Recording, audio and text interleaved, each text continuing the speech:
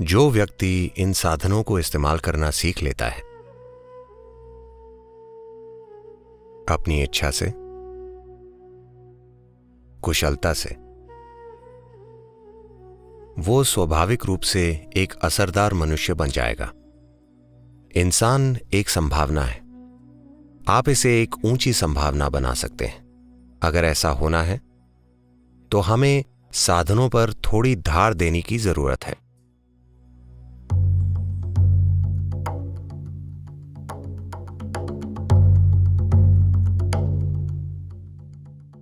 साधना पद का मतलब है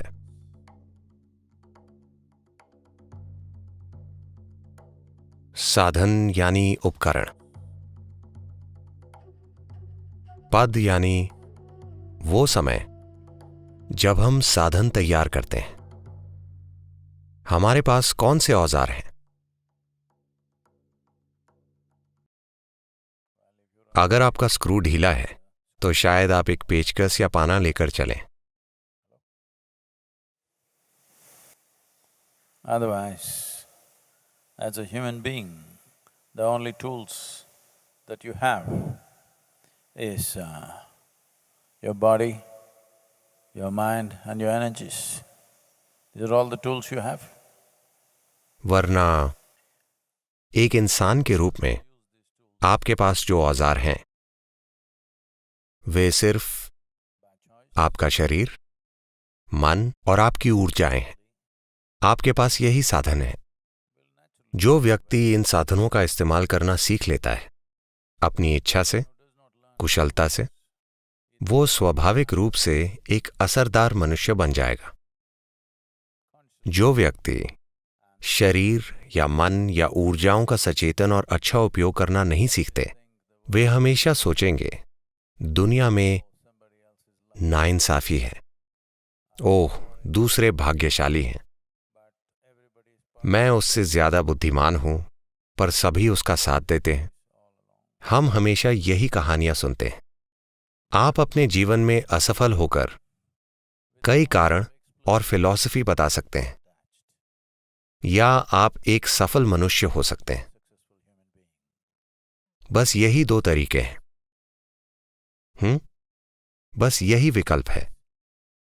जिन्हें अपने आप में या दुनिया में सफलता नहीं मिलती, उन्हें हमेशा शिकायत होती है, मैं ऐसा इसलिए हो गया हूं क्योंकि मेरे पिता का बर्ताव मेरे साथ अच्छा नहीं था।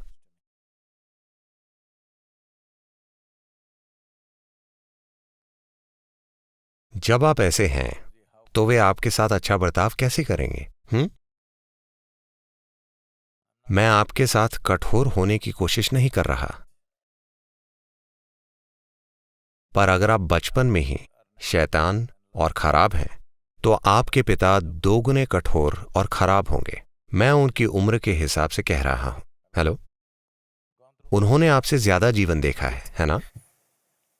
हेलो, शायद जीवन ने उनको आपसे कहीं ज्यादा परेशान किया हो और उन्हें आपको भी झेलना पड़ा।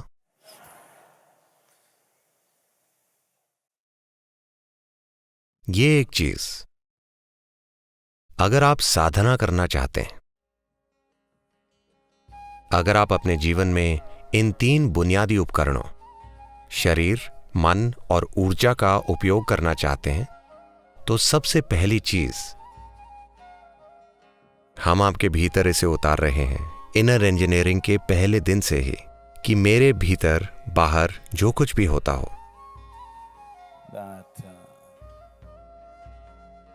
अच्छा होता हो, बुरा होता हो, सुंदर चीजें होती हों, घिनौनी चीजें होती हों, जिम्मेदारी मेरी है। ठीक है? हेलो,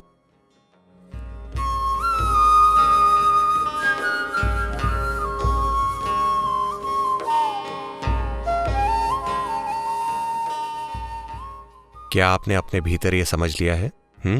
अगर सफलता मिलती है तो वजह मैं हूं, अगर नहीं मिलती तो भी वजह मैं हूं। क्या आपने यह समझ लिया है? सद्गुरु, हमें लगा कि यह काम आप हमारे लिए करेंगे।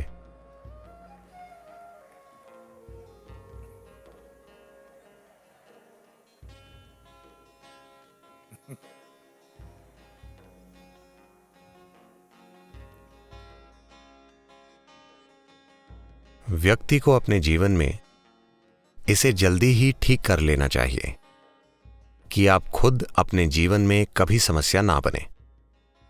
आपका शरीर, आपका मन, आपकी ऊर्जाएं कभी समस्या ना बने। बाहर कुछ समस्याएं होंगी, पर हम उन्हें संभाल सकते हैं अगर ये कोई समस्या ना हो।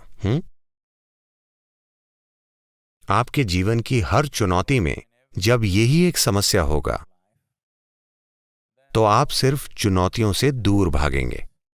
अगर आप चुनौतियों से भागेंगे तो जीवन की सभी संभावनाओं से चूक जाएंगे। आप बस ताइर सदम बनकर रह जाएंगे। क्या वो आपको ताइर सदम दे रहे हैं? उम्मीद करता हूं नहीं दे रहे। सबको पता है कि ये आलस पैदा करता है। तमिलनाडु में प्राइमरी स्कूल, हाई स्कूल से टीचर्स हमेशा देखते हैं कि अगर कोई सुस्त है तो वे कहते हैं, जिसका मतलब है क्या तुम दही चावल खाकर आए हो? तो वे जानते हैं कि यह सुस्ती पैदा करता है। पर सिर्फ विद्यार्थी ही खाकर नहीं आते, शिक्षक भी खाकर आते हैं।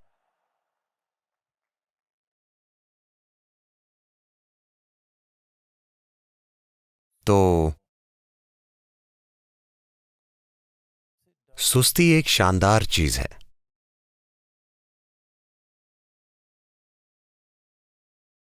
ये कई समस्याओं से बचाती है, क्योंकि आपको यह भी पता नहीं होता कि कोई समस्या भी है। ये देखने के लिए थोड़ी बुद्धि चाहिए कि क्या गलत है। सब कुछ ठीक है।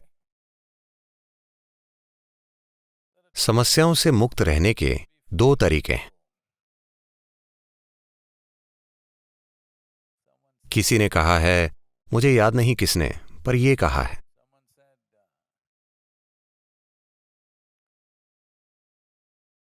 फरिश्ते समस्याओं से अछूते होते हैं उनकी प्रतिभा के कारण, और जानवर समस्याओं से अछूते होते हैं प्रतिभा की कमी की वजह से। पर इंसान बीच में झूलता रहता है और संघर्ष करता है, क्योंकि वो अभी भी एक संभावना है, अभी एक वास्तविकता नहीं बना। इंसान एक संभावना है। आप इसे एक ऊंची संभावना बना सकते हैं या आप इसे निचली संभावना तक धक्का दे सकते हैं। ये इस पर निर्भर करता है कि आप कितने अच्छे से अपने शरीर, मन और ऊर्जाओं का प्रयोग कर सकते हैं। क्या आप उनका प्रयोग करेंगे या क्या वे आपका उपयोग करेंगे? ये एक सवाल है। जब मैं कहता हूं कि वे आपका उपयोग करेंगे, तो बिना किसी पूर्व धारणा के, बिना लोगों को नीचा समझे, बस ध्यान से देखिए, लोगों के जीवन में क्या प्रतिबद्ध है।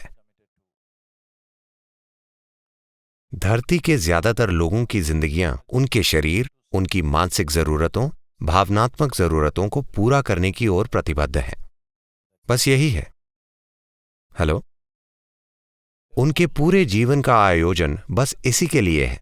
आप इसे बिजनेस कह सकते हैं, करियर कह सकते हैं, परिवार कह सकते हैं, घर कह सकते हैं, पर सिर्फ जरूरतें पूरा करने के लिए शारीरिक और मानसिक जरूरतें पूरे जीवन का बंदोबस्त किया जाता है ना?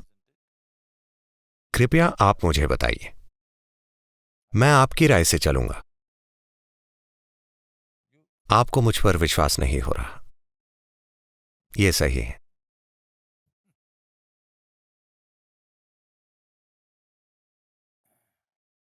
ये शरीर विज्ञान और ये मनोविज्ञान यहां आपकी सेवा के लिए है या आप उनकी सेवा के लिए?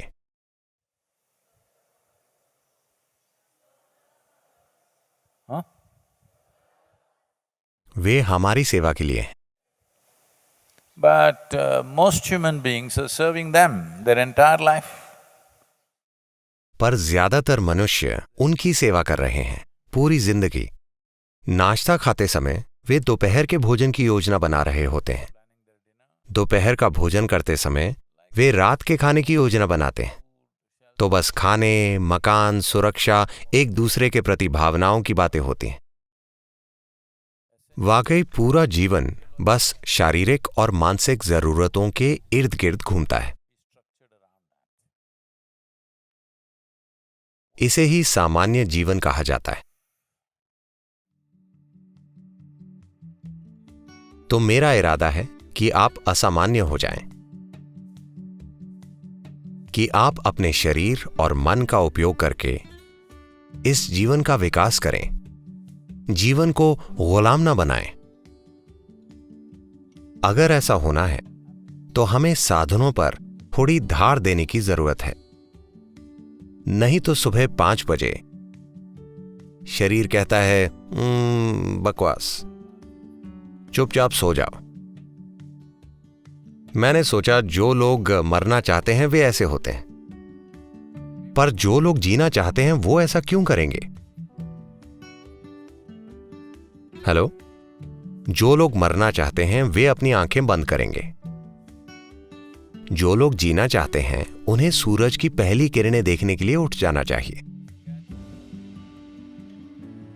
इससे पहले कि किरणें धरती तक पहुंचे। आपको सबसे पहले सूरज की किरणों को देखना चाहिए, ना कि कीड़े मकोड़ों को, ना कि पक्षियों को, ना कि घास की पत्तियों को। आपको सूरज की किरणों को देखना चाहिए। रोज अगले 2 सप्ताह के लिए सूरज की पहली किरणें अपने शरीर पर पड़ने दीजिए और देखिए क्या होता है। आप एक बिल्कुल अलग जीवन जिएंगे।